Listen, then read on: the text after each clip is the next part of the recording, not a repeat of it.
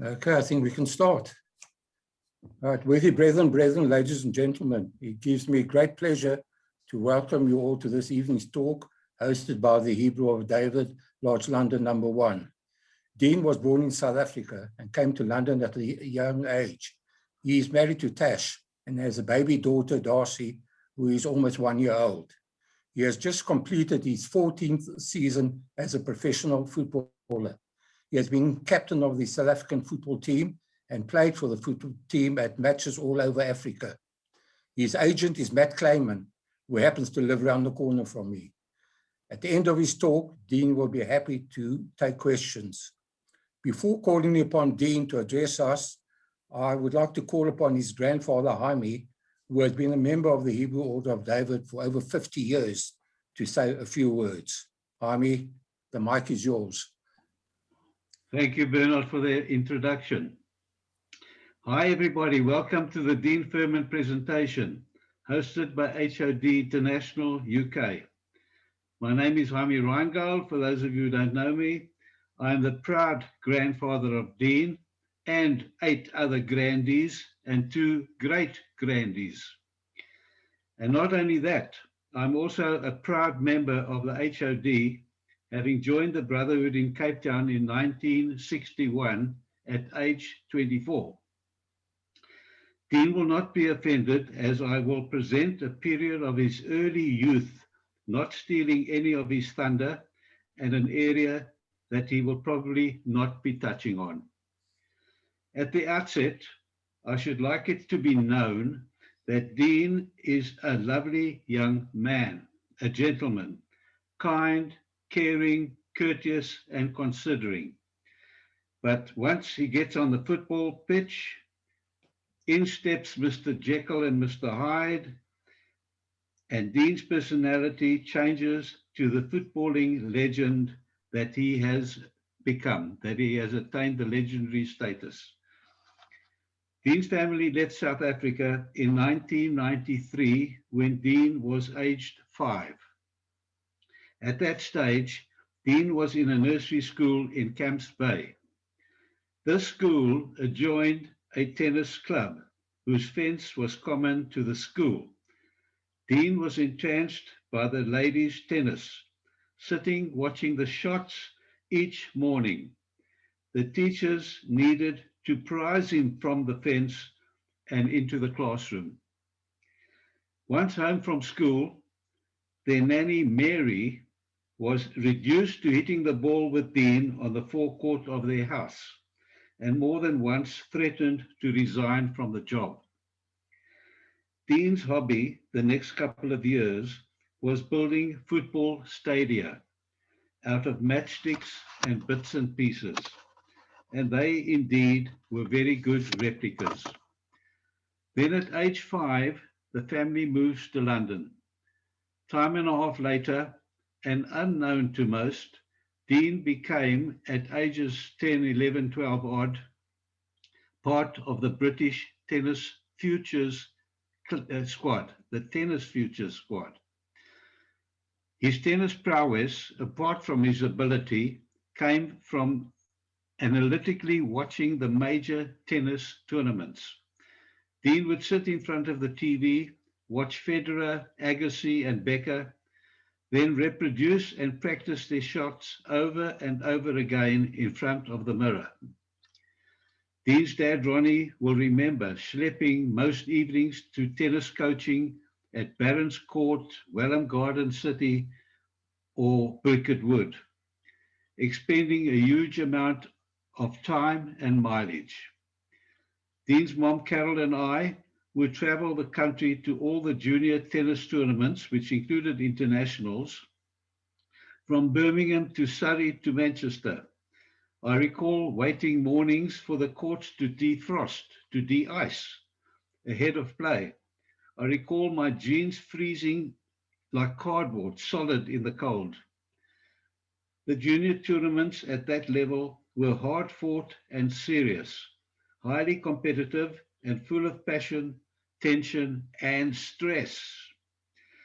Alongside of all of this, Dean was playing under 10 football for Radlett Rangers, a suburb of London. where on a particular weekend, and unknown to anybody, was present a Chelsea scout, resulting in Dean being signed at Chelsea Academy the following 8-9 years. This experience, whilst bringing much elation and hopes, was no walk in the park. It was around this time that Dean was leading up to bar mitzvah lessons and demands on his time that he had to decide a tennis future or was it to be a football future? Needless to say, he chose the latter. Chelsea was and still is his club. Dean's parents, Ronnie and Carol, driving down to training in Harlington, Cobham and Battersea Park several times a week, sitting through the sessions in the bitter cold evenings, so much dedication and no fun at all. Then at the end of each season, each year, the anxiety, the stress of waiting to see as to whether you were going to be re-signed for the following year, unbearable stress. Bear in mind, the footballing kids showing talent were being spotted and brought into Chelsea from all over the country and in all age groups. The club even employed school teachers, where the kids had to attend classes, all sponsored by Chelsea and on the club premises. At age around 16, Chelsea removed Dean from school at JFS and from his home and placed him in a Chelsea house in Cobham under a house mother. He was beholden to the club. A car and a driver was available to take him to a college in St. Albans for a weekly one-on-one session to achieve his A-levels. This is just a short overview of Dean's early days as a professional, and I hope I did not bore you with too much detail, but it's a grandfather's nachas. Back to you, Bernard. Thank you, Jaime. Dean, the floor is yours, or should I say the mic is yours?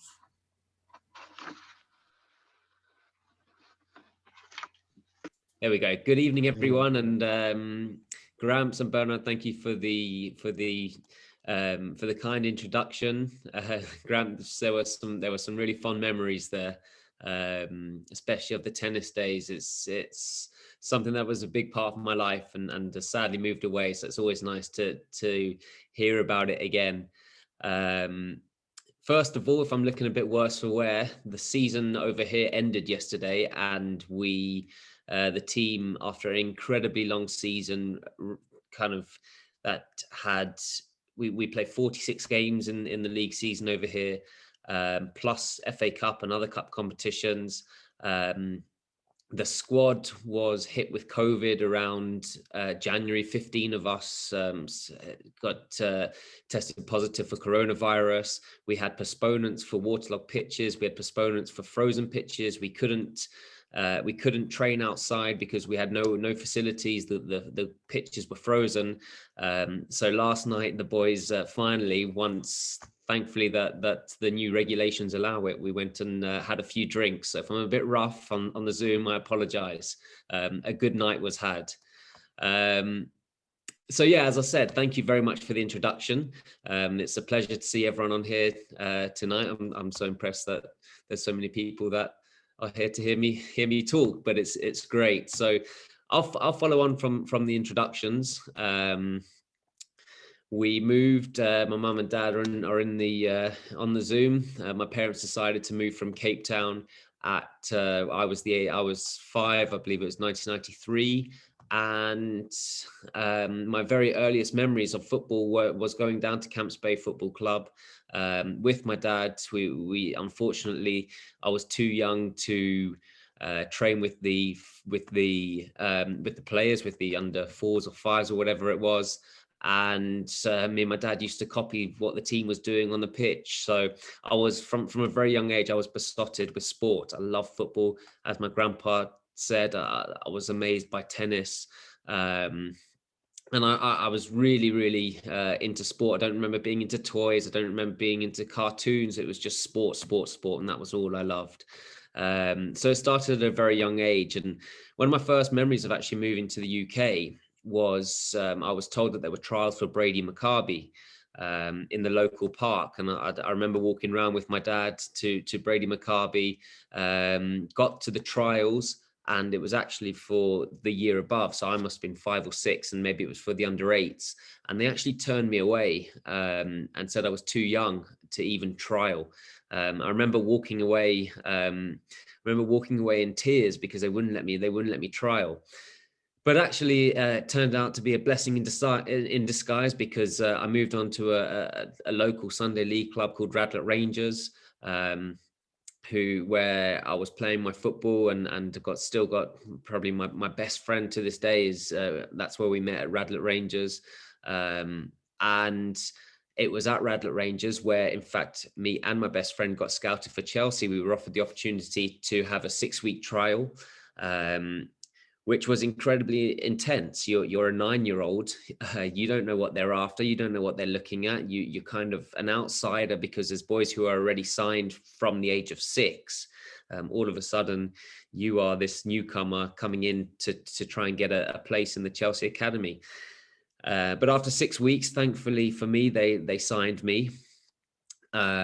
Unfortunately for my best friend, they didn't sign him, which was amazing, because he's a very good player in his own right. And what made Chelsea want me and not him, that's something to this day that I almost count my lucky stars, that they saw something in me and sadly not my friend. And from then on, it's the academy life is very tough. It's incredibly competitive.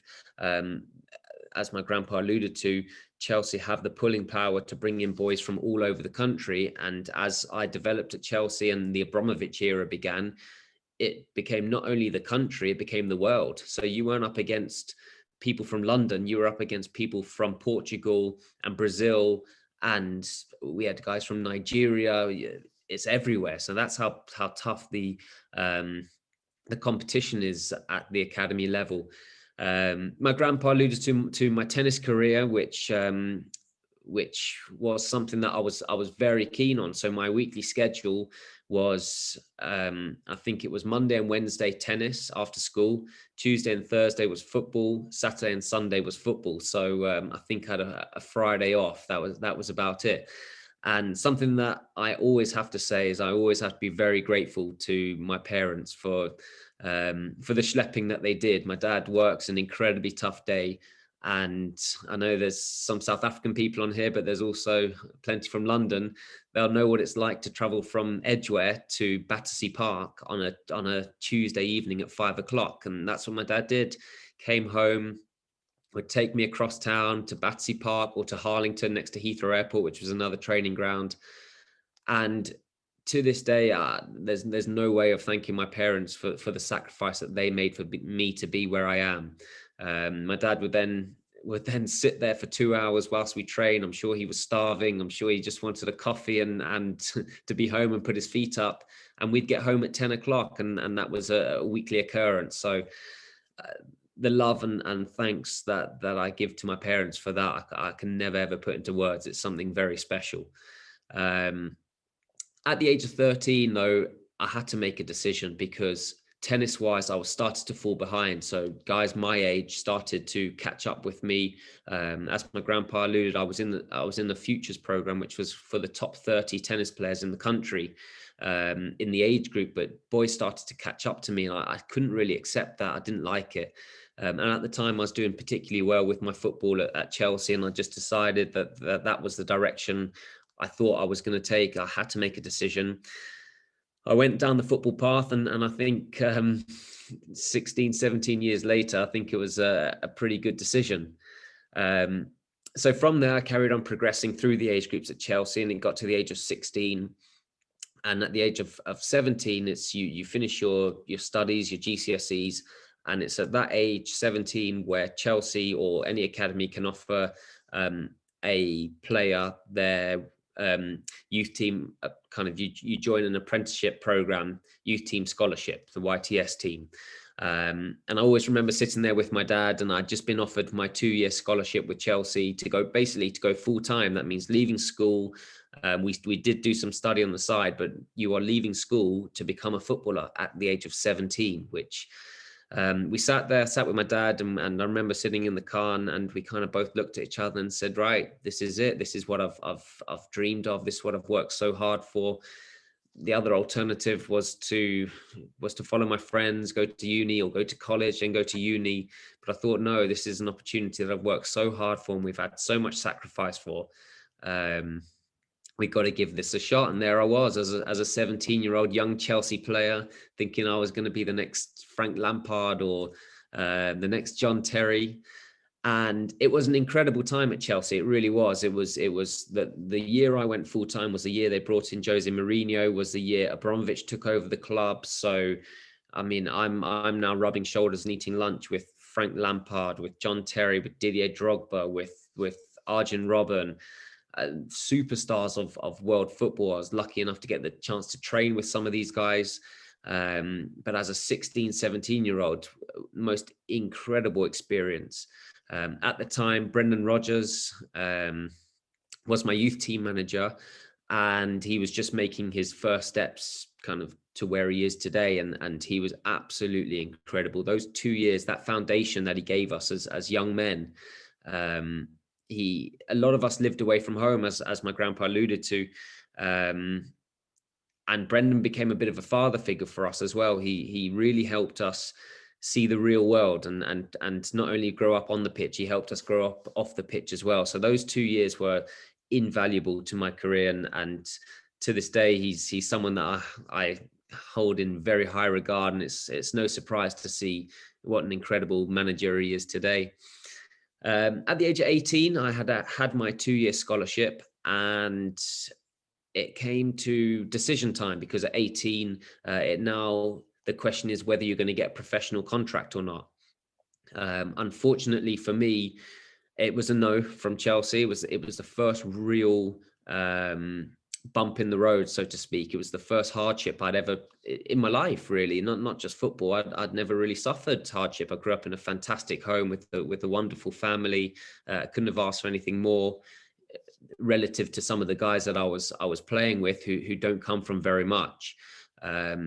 And now all of a sudden I've just been told effectively you're not good enough. And it was the first real, I mean, my dad will tell you, it was in a hotel by Heathrow Airport, and as good as 2 years ago when I got offered my apprenticeship was, 2 years later now I've been told I'm not good enough. And it was tough to take, but it's at that stage where I think that hardship kind of, I always believe that you only really find out about people when times are tough. And through that, I thought, I'm going to show you. And I might not be good enough for Chelsea. I might not be good enough for that level, but my aim was to become a professional footballer. My aim was to have a career as a footballer. And I won't let opinions of one people or a few people get in the way of that. And from Chelsea, I moved up to Glasgow Rangers. I earned myself a contract at Glasgow Rangers. And it was quite amazing, because I was an 18-year-old. I got off a plane to Glasgow. Someone picked me up from the airport. They dropped me at an apartment and said, right, this is where you live. And as an 18-year-old, I had to learn to cook. I had to learn to clean. I had to learn to pay bills. I had to learn to everything that probably an 18-year-old doesn't do, along playing football. And it was an incredible few years. It really was. And it was my first time really away from home. Whilst I was away from home at Chelsea, I was kind of an hour away from my family. This time I was a 5-hour drive and a 1-hour flight away. So I really was thrown in at the deep end. But again, it's a fantastic life experience. Glasgow Rangers is a hell of a football club. And it was where I made my professional debut. I was 19 years old. I got thrown on just at the start of the second half at Ibrox in front of 52,000, and it was a very special moment. We won the game, and I just felt I had this real urge that this is what I needed to do. I needed to be playing every week in front of fans. I needed this. I needed this feeling again. I need to repeat what I'd just done. It wasn't enough for me. I hadn't felt like I'd made it because I'd made one appearance. I felt I needed more, and that's always been how I've been throughout my life. I always want more. I always strive to the next challenge, to the next milestone. And it was very the very next season where I realized Rangers wasn't going to give me as many opportunities as I wanted. Rangers went in that summer and signed players like Pedro Mendes and Steve Davis to go with kind of Charlie Adam, Barry Ferguson, all these big players. And I just realized that I wasn't going to get the opportunity to play as many games as I want. So I ended up going on loan to Bradford City, moving back down into England. Had a fantastic season there. Bradford were in League Two at the time, but they were still getting 15,000 fans every week. And it was a bit of a different level, because coming from Chelsea and going to Rangers, where you've got guys on, I mean, at Rangers, probably 30, 40,000 pounds a week, and you at Chelsea, over £100,000 a week, to Bradford, where the guys are not on fantastic salaries, and now winning a match on a Saturday to get your win bonus is so much more important, because guys have got to pay their mortgage, they've got to pay their bills, they need this. So it's not just about playing football anymore. There's a huge, bigger picture to it. They need their win bonus, they need their appearance fee. There's almost more pressure at that level, because it's so competitive. There's so many players, and if you're not performing, you're going to be without a job very soon. So it was an amazing season. It really was. And I had the opportunity to go back to Rangers, but again, I knew I wasn't going to play the amount of games that I wanted to at that stage. And thankfully, Oldham Athletic came in for me. They spent, I think, £50,000 compensation they had to pay to Rangers, which doesn't seem like a lot, but for a club like Oldham, who weren't blessed financially necessarily, £50,000 is quite a significant figure for them. And at the age of 23, 24, I was made the captain by Paul Dickoff, which was a huge responsibility, given the fact that there were probably 32, 33-year-olds in the dressing room, and they're probably looking at me going, who's this little guy trying to tell me what to do? But it was huge faith from the manager at the time to give me the captain's armband. And I think it was testament to probably my professionalism and consistency, which is something that I've made the forefront of my morals and my ethics throughout my career and my life. So I had a few great years at Oldham before I had the opportunity to join Doncaster Rovers.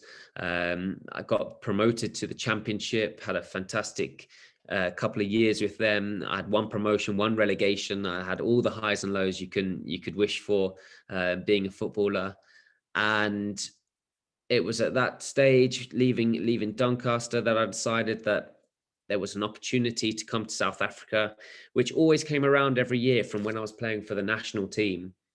There was always an opportunity. There was always Kaizer Chiefs were interested, or Mamelodi Sundowns were interested. But interest in football is one thing. Until someone actually puts a contract on the table in front of you, that's when it really means something. So having the odd phone call it does nothing for me. It's nothing until someone actually puts that contract in front of you, and that's when I really think, right, this is serious. And Stan Matthews, who's the CEO of Supersport United, he asked me if I was interested in coming, and I said yes, I am. And the next thing, he got on a flight. He came over to the UK. He met with my parents, my wife, my agents. We sat down. He put a contract on the table. He said, "You've got a week to decide." And at the end of the week, my mind was made up. We were off to South Africa, and my view on it was, what an opportunity. What an opportunity it is. It's a place that I've got family, which is a blessing. It's a place that I probably don't really know. I certainly didn't know Johannesburg, where I moved to. But what an opportunity, what a life opportunity. My wife, who was my girlfriend at the time, I said to her, let's go and explore something new, do something different. Our friends will still be doing the same thing 2, 3, 4 years later. Let's go and do our own thing. This is the most incredible opportunity to go and see another country.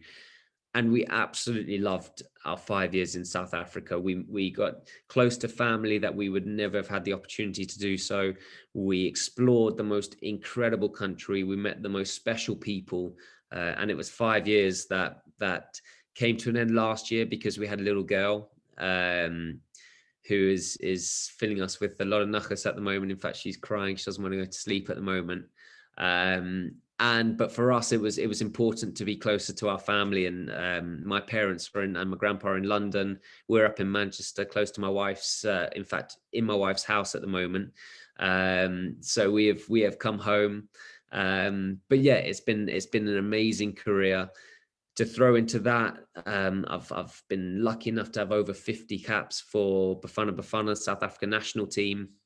I've played in 3 African Cup of Nations, which has been absolutely incredible. And I've even captained South Africa at the African Cup of Nations, which is probably the highest honor that any player can achieve. So it's been an incredible career. I'm turning 33 next month. It's getting tougher and tougher. Clubs just want younger and younger. So the fight is always on to kind of get that next season. And in football terms, I'm relatively old. Once you turn over 30, people start asking questions. Have your legs gone? Are you injury prone? Are you fatigued? And those are the questions I'm having to fight at the moment. But we're just going into the off season, going to take a little break, and my energy is as good as ever, and I'll be refreshed and hopefully ready to go again next season. So yeah, thank you all for listening to my story of my career. And as Bernard said, I'm more than happy to answer any questions. Can I ask a question? Sure. Have you ever experienced any anti-Semitism during your career? It's a question I get asked very often. I think to look at me, you wouldn't know I'm Jewish. Maybe if you're Jewish, I can always tell someone who's Jewish, but someone who's not Jewish, I don't think they necessarily can look at me and think I'm Jewish.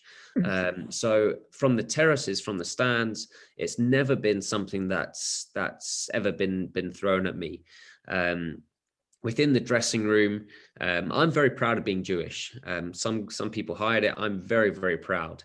And it's something that I'm happy to tell everyone. And there is dressing room banter. There is things that are said that would shock a lot of people. But in the dressing room, you kind of give as good as you get. But what I found throughout my career is actually there is incredible naivety. People have never met a Jewish person before. They don't know the stereotypes that they believe, because that's all people know. And all of a sudden now here's a Jewish guy, right? Why do you do this? Why do you do that? What's this about? I mean, I live in a Jewish area, and down the road is a particularly from Orthodox area, and guys will drive through there and go, well, what's the hats? What's the curly things? There's a lot of naivety and a lot of kind of lack of knowledge, and I love when I'm asked questions, and I try my best. I don't profess to be an expert, but I try my best to just educate people, to try and tell them, well, this is actually what we do and this is why we do it. But thankfully I've not suffered any anti-Semitism that has really left me with a sour taste. Pity. Jeff Mays, you want to ask a question? Thanks. Jeff, unmute yourself. Yeah, I have unmuted myself, but there's feedback from other people, I think.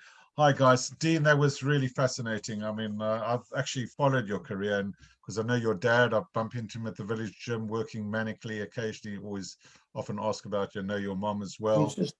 Know your grandfather very well. I'm going to get to my question, folks. Sorry, that was just the build-up. Yeah, Dean, I'm a very disillusioned Spurs fan. You alluded to Mourinho. His last 3 jobs have been extreme. He's left the clubs in tatters, including Chelsea, the last job he had there. I regard him as being very toxic. I mean, have we got the incorrect perception of the guy? Can you tell us a little bit about him? And I guess he has changed, and personally, I feel he's past his sell-by date. Thanks, Jeff. It's actually, I can't understand it myself, because the one thing that, first of all, he came into Chelsea, he had just won the Champions League. Nobody really knew who he was or what he was about. He came in, we all know his first interview with I'm the Special One. But the one thing he did, which was very new to football, the first week in pre-season or the first 2 weeks, you don't even bring your boots. You're not seeing a ball. You're just running. That's it. That's what the first 2 weeks of pre-season looks like, and you're probably throwing up, and it's not nice. Mourinho came in and said, well, why are we running? We don't do a cross country in a game, so why are we doing a cross country in training? Those were his words. And everything was with the ball. So it was almost disguised running, but it was more enjoyable because it was with the ball. If you give us a ball, we're happy. If you make us run, we're not happy. And it was the very first thing he did. And that won the players straight away. They were like, this is incredible. We're getting fit. We're enjoying ourselves. We're playing football. Wow, this is like such new methods. This is amazing. And the way he was with the players, which is why I can't understand how things have turned out the way they have all his previous jobs or his recent jobs, the players loved him. If you have to look at Drogba will say he loves him. John Terry will say he loves him. Frank Lampard will say he loves him. So that player, that era of player absolutely loved him. That Chelsea squad can't speak highly enough of him. But if you look at his previous squads, it seems like there's disarray and the media speculate things and players are unhappy and he's saying things in the media and he's throwing his players under the bus, which is just amazing. And it's just so hard for me to comprehend because I know how much everyone loved him in his first spell at Chelsea. So I really hope that he finds that again. He finds that relationship with his players that seems to have been lost, and that seems to, I don't know if the media overhype it, but yeah, it doesn't look good at the moment. And he's gone back to Italy, where he's been successful in the past, but something really has to change, I think, and that relationship that he had at Chelsea, he needs to find that again. Thanks, Dean. Okay. Alan Goldman would like to ask a question. Alan. Hi, Dean. Hi, everybody. Dean, first of all, I just want to congratulate you on an amazing career. I know your parents pretty well, and they know me and for many, many years, and I know how proud they are of you. My question is this. When you were playing for South Africa, especially for Bafana, and when you were made captain, how were you accepted by your teammates? Thanks, Alan. Yeah, so I actually got the captaincy in probably the worst possible circumstances. We had a goalkeeper called Senzo Miyiwa. In fact, our captain was a goalkeeper called Itimlin Kune. He got injured, I think quite a lengthy injury. The captaincy then went to Senzo Miyiwa, who was kind of his rival goalkeeper, but he was now playing. And I remember we played in Sudan. He was absolutely brilliant. And about a week later, I'm looking on the news and social media, and sadly he was shot and killed. I think in Soweto. I'm not too. The story is still ongoing. I don't think they've ever found out really what's happened, and that is how I got the captaincy, because the Senzo was killed, which is quite. You don't really hear that too often, but it was a very, very proud moment for me. It was amazing. At the time, it was quite difficult in terms of acceptance, because here I am. I'm this. Sorry for being so crude, but here I'm this white guy. I don't live in South Africa. I don't really know the guys, because with international football, you fly out to meet the team for a week or 10 days or however long it is, and then you fly back to your club. So I don't really know the guys. I didn't really know South Africa and the PSL and who the guys play for and what they do on a Saturday night. And so it was, in a way, there probably wasn't, the timing was probably wrong. It probably would have been better for me to have been given the captaincy during my stay in South Africa, when now I know the guys better. I know what they get up to. I can relate to them better. So, I mean, behind my back, who knows what they said, but it was something that I really enjoyed. I've always been a captain. Even when I'm not a captain, I think one of the things about me is looking out for others, making sure that the guys are feeling good about themselves, because I know if the guys are feeling good about themselves, they're going to perform, which will make us win, which makes us all look better. So that kind of thing has always been important to me. So to be captain of your national team and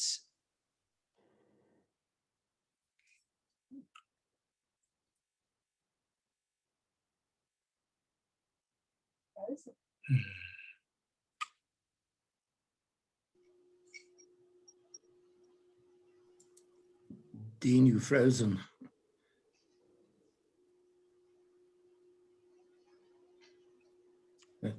That's better.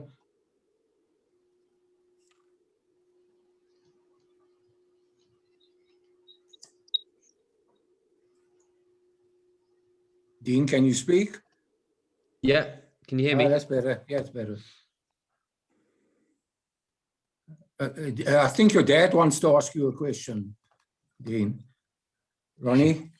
Dino, firstly, you always make me so proud, and the way you speak is just an absolute pleasure to listen to you. The question, it's not really a question. I would like you to relate your feeling to this audience when you played for South Africa in your debut and you played in Brazil against Brazil. Can you please relate your feeling and experience? Thanks, Dad. Yeah, I tried to get involved with the national team before. I was once called up. South Africa played Australia, actually in England, kind of a neutral venue. I joined the team for a week. I trained quite well, and then never came on for the game and never heard another word from Bafana Bafana. So I think what my agent tried to do was keep a bit of a presence in South Africa. So I do the odd interview with a paper or Soccer Laduma, just keep them aware that you've got a footballer over in England who is South African and not South African twice removed. I was born there and my earliest years were there. So we tried to keep a bit of a presence, and South Africa Bafana got a new manager called Gordon Iggesund, and I was out playing golf. I got a phone call off a strange number, +27. I wasn't too sure what it was, prank call or one of those dodgy phone calls. But I took the call, and it was Gordon Iggesund on the phone, and he said, "Look, we're going to play Brazil next week. We'd love you to come and join us." So that was quite an amazing call. So I got on the flight to Brazil, and it was at that stage I just thought to myself, well,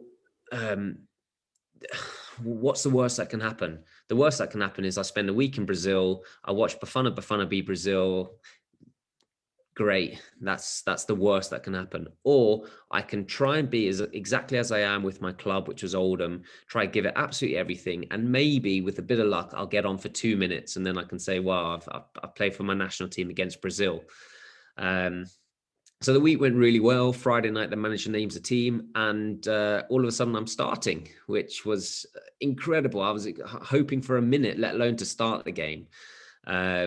So the game was great.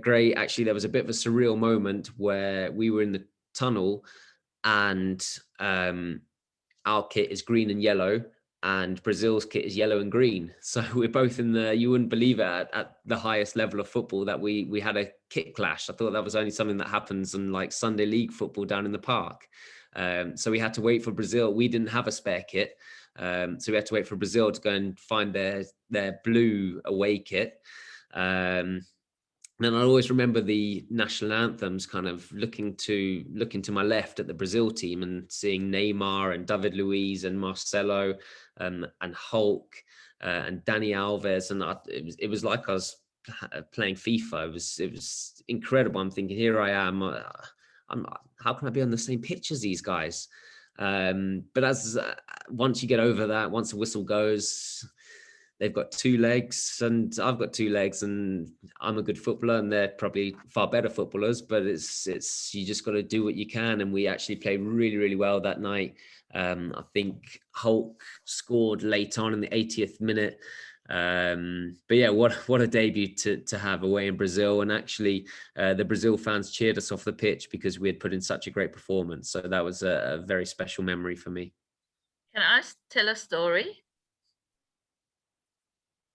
Yeah, Carry on. Okay, Dean, it's always such a pleasure to listen to you speak, and we can listen to you forever and ever. It's really, really beautiful. And your appreciation over the years is just absolutely so well received. But when Dean was plonked in a flat with a non-Jewish boy in Glasgow, he had never cooked for himself, he'd never paid a bill, he'd never dealt with anything. They were all old grannies in the block. You know, if the kids go to uni, everybody's in the same boat. Here it was completely different. So Ronnie and I flew up to Glasgow, and we went over Friday night, and I was going to make him Shabbos meal. So I took matzah, packet of knedel mix, and a challah, and a bakkie of schmaltz. And they confiscated my schmaltz at customs. We were so devastated. We had already planned, we told his flatmate that we were going to make him dough balls in the chicken soup, and I had to try and find an alternative. And we've got many, many stories like that, but Dean has always been amazing and always proud to be Jewish. In fact, when he bought his house in Manchester, he had 2 non-Jewish boys from the clubs living at his house, and they were in the same lift club together. And we bought him a mezuzah for his door. It was the best present anyone could have ever wished to buy him. And he used to kiss the mezuzah as he came in and as he left, even though he was with the boys. When I used to phone him in the car, if he was in a lift club, he would always say, "Love you, Mom," never embarrassed. He was just a wonderful, wonderful son. And we're super proud of you, boy. Very good. Dean, can I ask you another question, if I may? Can you tell us something about the various African countries where you played? Oh. I've been to plenty. I've been to plenty. I'm pretty sure I've been to over half of Africa. So I've been up north. I've spent some time in Egypt and Tunisia. I've been on the west. I've been to Nigeria a few times, Ghana, Senegal, Cape Verde. I've been to the east, Ethiopia, Sudan. Been central. I've been southern, to the southern countries as well. I've been to them all.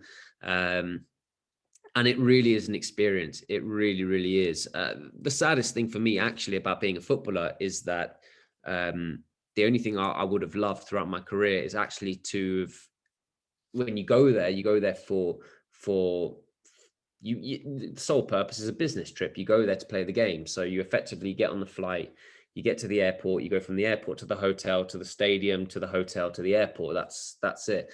All I would have wished for was just to have one day or a morning in these places to go and explore. And some places aren't safe. I've been to places like Guinea-Bissau and Congo, where the level of poverty is incredible. And actually football is all these people have got. I think in particular, Congo, DRC, I've been there a few times to play TP Mazembe, who's their big club side.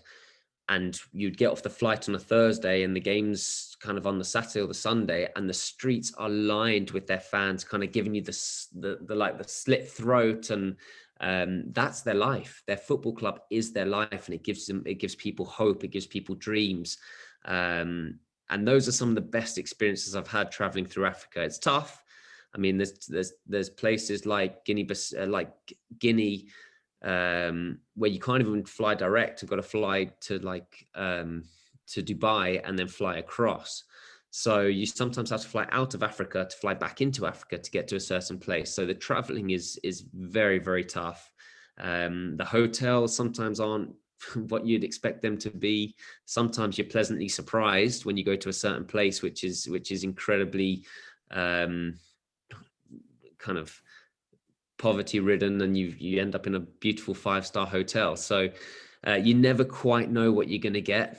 You never quite know if you're going to be allowed on the pitch by the soldiers the night before the game, because as an away team you get to train on the pitch.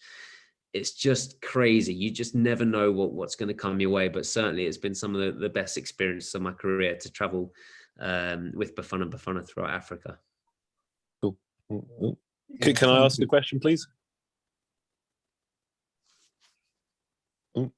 Sure. Go ahead. Well, hi there. Bad hair. Hi. Hi, Dean. It's great to meet you, and I've been so interesting hearing you the last hour. I was a keen footballer growing up in northwest London, and I went to Emmanuel College, and there was always this kind of talk of the legend of kind of Dean Furman, because you were really the only kind of kid of our generation who had any real shot. And everyone was kind of behind you, and everyone only had good things to say about you as being a nice guy, great guy. So I thought you'd like to hear that. But I just have two very quick questions, please. The first is, one, have you ever received any really weird kind of offers, maybe to play in like Israel or China or Korea, or maybe you've been asked to be like the face of like a shampoo or something? The second question is, when you spoke about at Chelsea playing with kind of guys from like Nigeria and the rest of the world, have you ever come across guys from countries where just the passion is ridiculous, where they're just so keen to get there? I only think about when England were in the World Cup semi-final against Croatia, and that kind of generation of Croatian players had kind of grown up in civil war. So that kind of mentality was just like, way different to kind of Britain and the English players. But I'm just curious if you've come across anything like that. Yeah, well, thanks for the lovely words, Dan. What I will say is actually something that you've just touched on. I'll answer your second question first. What I will say about passion, and it's something that only being in South Africa I've really seen. So South Africa, they've got a beautiful league. We play the league's played in the World Cup stadiums. So you play in beautiful stadiums. It's on TV. They've got fantastic products. It's effectively like Sky Sports. You've got 15 cameras around the ground. You've got commentators. You've got analysts in the studio. So it's and you can make some good money. So the guys coming from where the guys come from, and 95% are from the township, so that they don't come from much at all. So they get to PSL level, and that's it. That's good enough for them. And what I've found playing throughout Africa is other countries don't have that. They don't have the nice pitches. They don't have the nice stadiums. They don't have the glamorous TV channels that film their games. So that passion for them, I'm talking about Senegals and the Nigerias, and the Ivory Coast and those kind of countries. And that's why, for me, you see so many of those players ending up in the big leagues, because that drive to get to Europe is just so much greater than almost what I saw in South Africa. And it's something that I've always remarked on. And especially when I play against the likes of Senegal, it just seems like they have a different drive, a different determination, that's almost their way out, and to make the money. And what is actually quite great is these players love their country. So like Mane, he does so much for his country.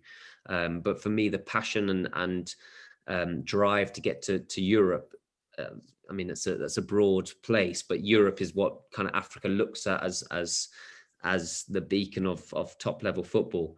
And it's certainly greater in countries that don't have a great product, a football product, than I would say it was in South Africa.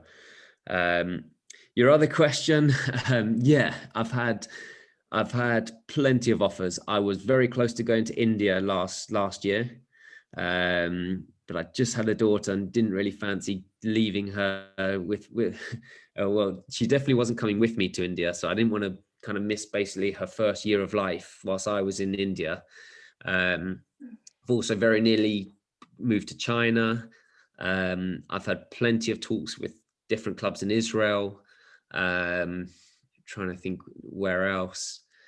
Those three, certainly India was the closest. I was very, very close to going to India.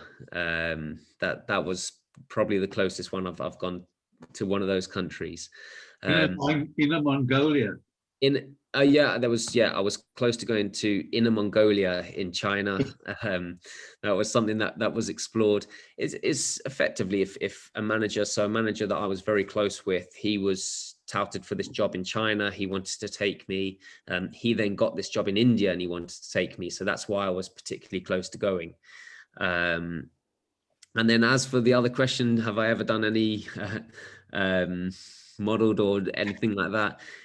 going to South Africa was actually amazing because I went from being a League One player here or Championship player in the UK, where you're relatively unknown apart from, let's say, the town that you or the city that you play in, to going to South Africa where I'm a national team player, where effectively you are, in relative terms, the Harry Kane or I don't know who else, Mason Mount, or you are the main players of that country, so everyone knows you, and with that comes TV shows, it comes adverts, it comes appearances, it comes it comes talks to schools and to businesses.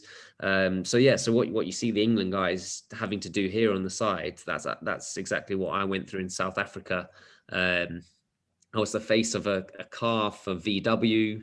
I've done Nike commercials. I've done plenty of things, Energade commercials. So yeah, that's been one of the fun things on the side that went with moving back to South Africa. Okay, Stephen, could I ask? Yeah, if I can. It's really kind of a follow-on from the previous two questions, Dean. Do you think that African football sometime in the near future will overtake European or South America in the world footballing hierarchy? I don't think it will overtake. I do think there will come a day where an African team will challenge at the right end of a World Cup. I think Ghana probably got the closest. I don't know if you remember. In fact, it was, I think, the South Africa World Cup where Luis Suarez handballed one on the line in the 90th minute, and then Asamoah Gyan missed a penalty. There is, what I do know is there is incredible talent in Africa. Take South Africa alone, the natural ability of the players is like nothing I've ever seen before. Uncoached, unnurtured, just purely natural ability is like nothing I've ever seen before. And that is the case in many of these African countries. So I do believe there'll be a time where we will see an African team really challenging at the right end of one of these major tournaments. I wish it's South Africa. Unfortunately, we are probably 10th or 11th in Africa, so we're not quite one of the top teams in Africa, but certainly your Senegals, Cameroon, Nigeria are always very strong. For me, one of the West African teams, because they're blessed with pace and power, height, strength, and natural ability as well. So one of those countries from the West African countries, I think will have a chance. Thank you. Josh, you want to ask a question? Yes, this is actually not Josh. This is Headley in Dallas, Texas. Dean, your cousin. I haven't seen you in the flesh since your bar mitzvah, which we attended. But I wanted to know if you'd had any approaches from the MLS, because Dallas FC is not bad at all. And you're about the right age for a European player to come to the US. So hopefully somebody's approached you. Hi, Headley. Lovely to see you. You too. I'm very happy for you to be my agent and for you to go and speak to them if you wish. You can go and speak to them and drum up the interest. My agent will split the commission with you, no problem. For free for you. Yeah, I've always been interested in going to the MLS, as is kind of every player at the moment. It just seems to be the league to be in. I do believe that if the MLS got rid of their budget constraints and the way they work their budget, in that you can only have certain players on big wages and the others the salary cap, or however they do it, I think if they got rid of that, it would become probably the most powerful league in the world, because for players to go and live in places like Miami or New York, or it's something that I know a lot of players would absolutely love to do. Unfortunately, there hasn't really been any proper interest from the MLS. I'm always open to offers, but no, it's not something that's come around, but I would certainly be keen to explore that avenue. Any more questions? Bernard, I have a question, please. Okay, carry on, Graham. Thanks. Dean, lovely to see you again. Always a pleasure to listen to you speak. It really is. You must surely be one of the most eloquent footballers on this planet. So I'll be very happy to listen to you again. Dean, you're now at Carlisle. As you've said, you are 32 going on 33. So with the greatest respect, you're probably nearer the end of your career than the beginning, but please God, you still have a good number of playing years to go. Any post-retirement plans? Hi, Graham. Great to see you. And actually, I can share some breaking news. Today, the way it works, you go and have a conversation with the manager, and I won't be renewing my contract, or they won't be renewing my contract at Carlisle. It wasn't a fantastic season for me. Didn't play anywhere near as much as I would have, and that's I wasn't particularly. Me and the manager weren't. I wouldn't say we didn't get on, but I didn't play as much as I would like to, and that's probably down to how well the other midfielders played. The midfielder who actually played in my position has just gone and won every award that the club has. The fans player, the players player, the newspapers player of the season. So it just so happened, and thankfully this is the first season in my career where it's really happened for me, where I haven't played as much as possible. So we'll be looking for a new club. I definitely don't feel that I'm ready to retire just yet, especially on a season that I wasn't really satisfied with. I want to go out on a high. I want to go out enjoying my football, not with a bit of a bitter taste, which sadly this season has left me with. Absolutely, the future is at the forefront of my mind, because what people don't realize is, whilst it's a fantastic career and there's money to be made, it comes to an end very, very quickly.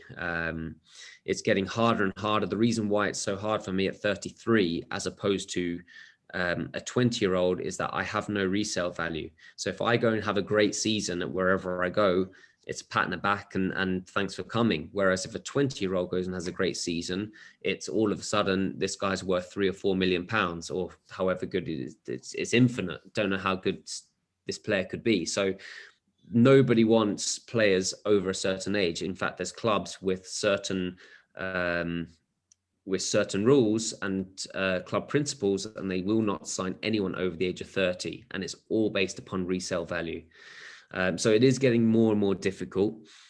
For me, something that was very important to me throughout my career was to continue my studies.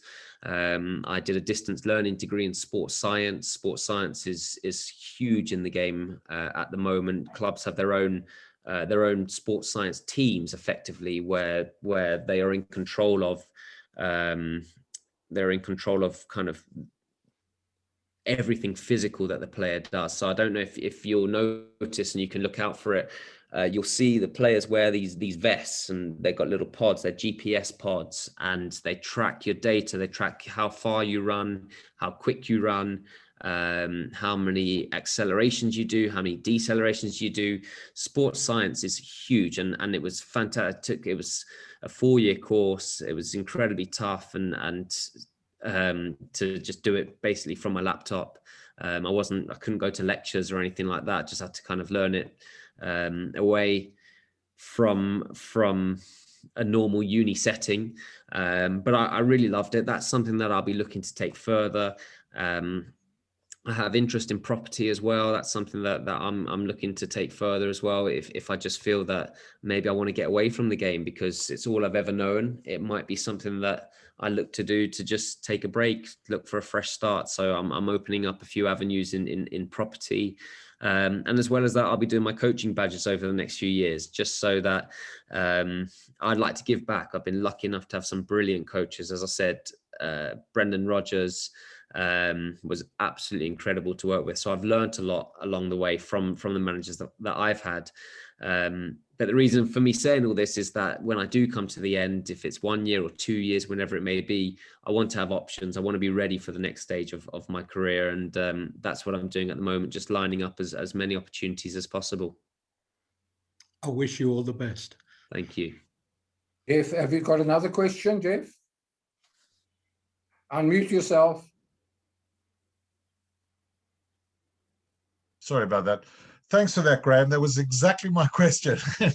And Dean, you kind of answered most of the stuff. It was about your future. And I mean, you are just so incredibly articulate. I've just thoroughly absorbed in this whole evening. And surely, you know, with you being so incredibly articulate, why not sort of media work or punditry or things like, I know it's obviously pretty competitive, but I'm sure there are a few links on this thread tonight that can help you with your future. I mean, you just have had such an amazing career, and you share a birthday with my grandson, who actually I call Harry Kane because he is the Harry Kane. So I'm giving you a bit of nachas here as well. Yeah, I mean, surely the media work must be great for you in the future, but it seems like you've got your future mapped out anyway with property and science and the sports science and that. Thanks, Jeff. Yeah, actually, yeah, I did forget to mention that media is something that I'm very keen on. So the club I played for in South Africa was called SuperSport United. SuperSport is effectively Sky Sports throughout Africa. So kind of sub-Saharan and all the English-speaking African nations, they all have SuperSport. So it's Sky Sports. And playing for SuperSport allowed me the opportunity to go and be in the studio. So I've done, I think, the Europa League final. I've been the analyst for that. I was the analyst at the World Cup draw. I've had loads and loads of opportunities to do media work.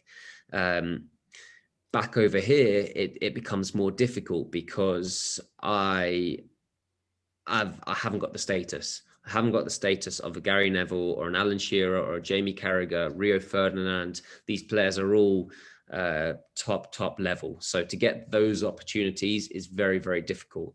But I am finding more and more opportunities come my way. I've just done a 4-week stint on BBC World Africa on the radio, which has been really enjoyable. And it's definitely something that I'm keen to explore. I'll be using my link with SuperSport, who work with a company called Premier League Productions. That's where they get their broadcasts from for all the Premier League stuff. So I'll be talking with them. I've already been to the studios to see how everything works, which was really insightful. So the media world is something that I'm very, very interested in, and something that I'm looking to explore more and more at this stage of my career. I wish you well with that, Dean. You deserve it. Thanks, Jeff. Any more questions? Can I ask a couple of questions, Bernard? You may. Hi, Dean. In the 1970s, when I was in my early 20s, I left London to live in Kendal, and I visited Carlisle on a couple of occasions. Is it still a superb playing surface? And secondly, I'm a season ticket holder at Boreham Wood. Would you say there's much difference between the top 6 or 7 teams in the National League and the bottom of Division 2? Thanks, Barry. Brunton Park actually does have a particularly good pitch relative to the other teams in League 2. What actually happens, and you see it every year, is when they can deal with the rain. The rain's okay. Some may flood, but they can deal with that. It's when it freezes, when the temperature drops, and they've got to put the covers on the pitch. At this level, there's no underfloor heating, and they put the covers on the pitch, and that kills the pitches. It doesn't have any sunlight for days on end. They really struggle. So our pitch remained the best in the league, absolutely. It's particularly big, so that's where we were very successful at home this season. Teams just don't like. I think it's the one fixture where you think, oh, Carlisle away, it's so far. That we were very successful at home, just based on that. Nobody wanted to come to Brunton Park. So yeah, it's been a weird season because no fans again. So there was an opportunity for about 3 or 4 games where we were allowed 2,000 in the stadium, which was absolutely incredible. And I'm really hoping, I mean, the signs are good that by next season, the fans will be back in, because that's what we play for. We play for atmosphere, we play for feeling, we play for scoring a goal and celebrating with the fans, not just walking back to take kickoff again. So I really hope that the fans are back and everyone's back in the stadiums again. It's quite hard for me to say about the National League because I haven't experienced it. I've obviously played National League teams in the FA Cup, and it's always tough. It's always difficult.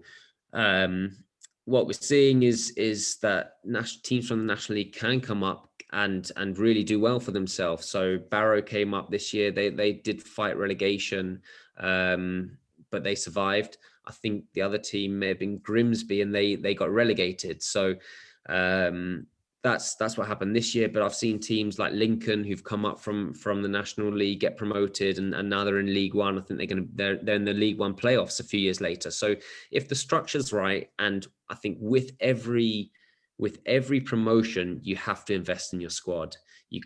It's tough for players from the National League to come to League Two to then compete at League Two level to try and get to League One. I think if you invest in your squad and you add to the quality that you've already got, then there's an opportunity to be successful. But you can't really sit on the squad you've got. You have to keep improving it. Thank you very much. Relative to the level. Thank you. Any more questions? If Thank not, you, everybody. Dean, tell us, wait, Dad, tell us what happened if you had to ever play on Yom Kippur or trained on Yom Kippur. Good question, Carol. That happened to a famous South African rugby player, Louis Babro. Yeah, it's been something that comes around every year, and it always seems to fall on a game. It's always a tough one. As I said, I'm very proud of being Jewish. I don't hide it.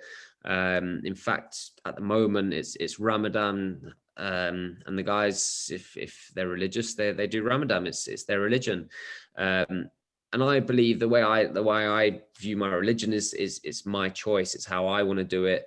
I get what I need out of. Well, I live my life as a traditional Jewish person. Went to a Jewish school. And come from wonderful Jewish family. So for me, religion is kind of what you make of it. And Yom Kippur always is the tough one. When I do have a game, I have played on Yom Kippur before. I sometimes do a fast on another day, which is probably not right, but that's how I like to do it. That means I'm still getting in the fast. It might not be on Yom Kippur, but I've managed to do it. And yeah, I'm sure many rabbis will tell me that's completely wrong, but that's how I've managed to get around it. Any kind of bonus that I've ever made on Yom Kippur, I've always donated to charity, because I don't feel that I want to earn I don't want any money on it on Yom Kippur. I've always donated to charity. But yeah, for me, I do find a way. I find a way. If it's a day that I've got to go to training, I'll fast. I can get through training session without eating.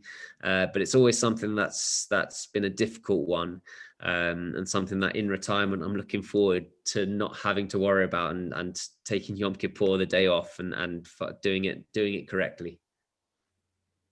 Dean, thank you for a great talk, and it's been really, really interesting. And from Talia as well, who's sitting here, but our son Dylan wanted to ask you a question. Dean, so inspiring to hear you speak. What would be one piece of advice you would give to an aspiring footballer who's just 21 years old? Thanks, Dylan.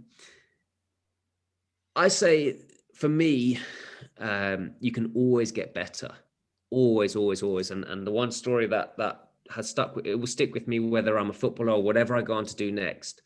I was at Chelsea as an 18-year-old, and I'd finished training with the youth team, and I was we used to walk over to eat lunch in the same building as the first team, but just so happened that they were just finishing up their training session, and we were kind of all watching them finish their training session, and it ended. And it was what happened at the end that just is the biggest lesson that I've ever learned.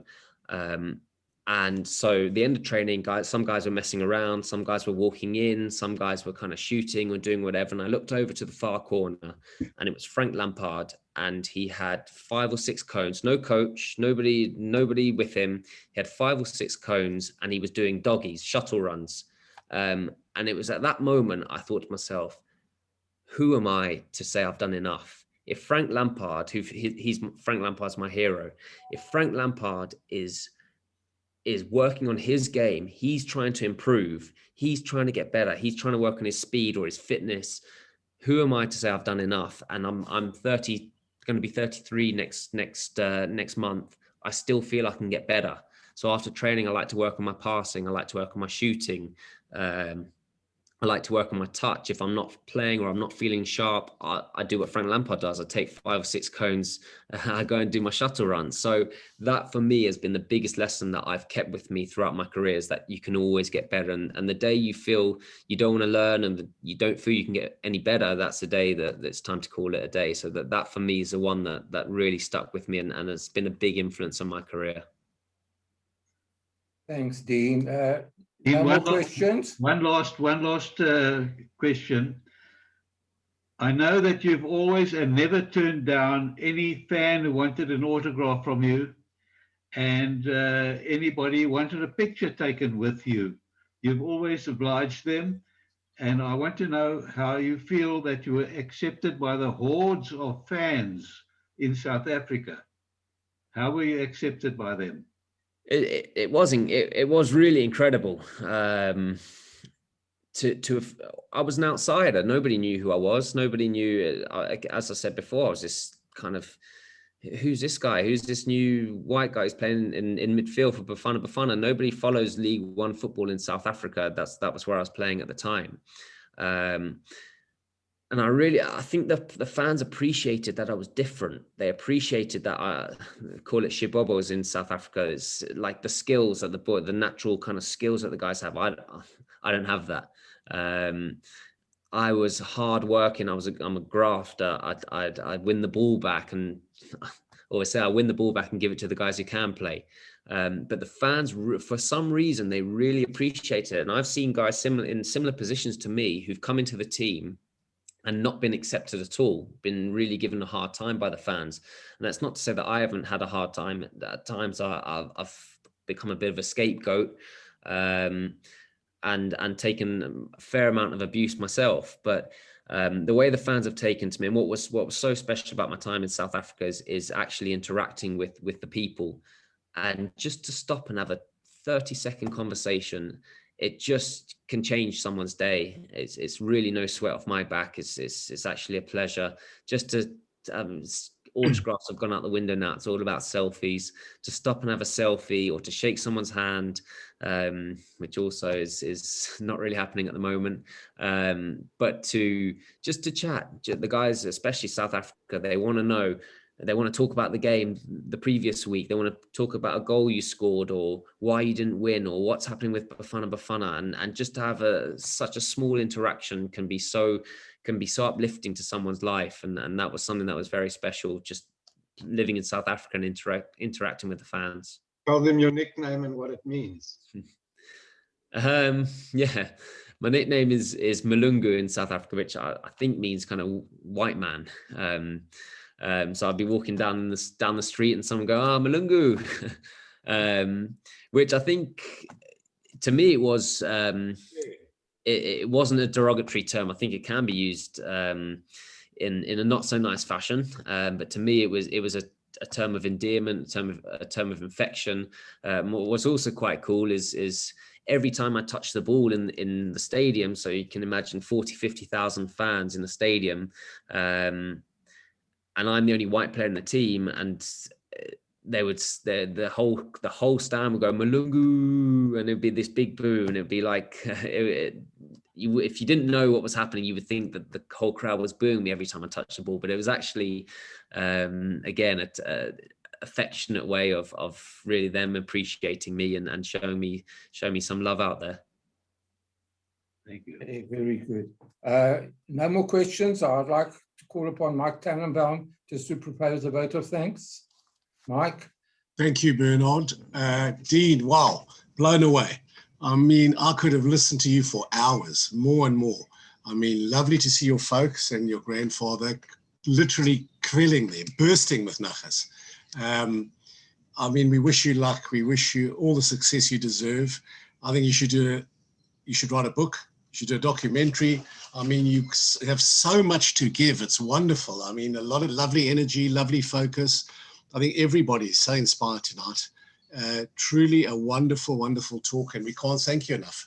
And we look forward to hearing more about you. I'm sure your grandfather will keep us updated. And we only wish you the best of luck, which you very richly deserve. Thank you so much. Thank you very much, Mike. I really appreciate it. Right. Thank you, Dean. Most enjoyable. Thank you, Thanks, Bernard. Thanks for organising. Pleasure. Well Thanks, done, Dean. everybody, for joining in. You're a legend, Dean. Thanks, everyone. Thank you. Thank you. Good night. Good night. Thank you, Dean. Looking forward to seeing you in the I media. am.